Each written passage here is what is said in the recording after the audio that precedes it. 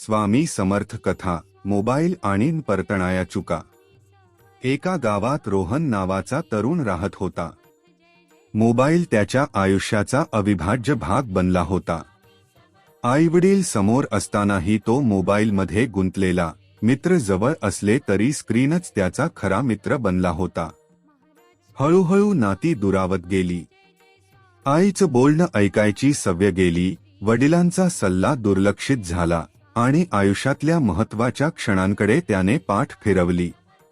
एक दिवस मोठी चूक झाली, जी ना डिलीट करता येत होती ना एडिट.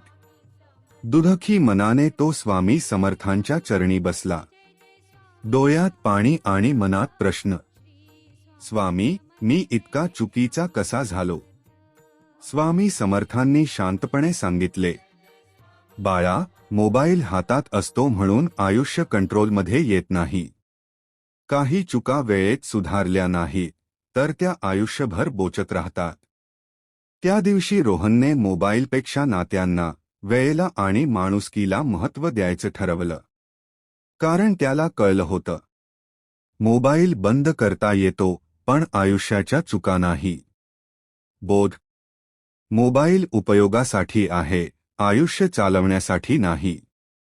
वेळ, नाती आणि भावना यांची किंमत मोबाईलपेक्षा खूप मोठी आहे.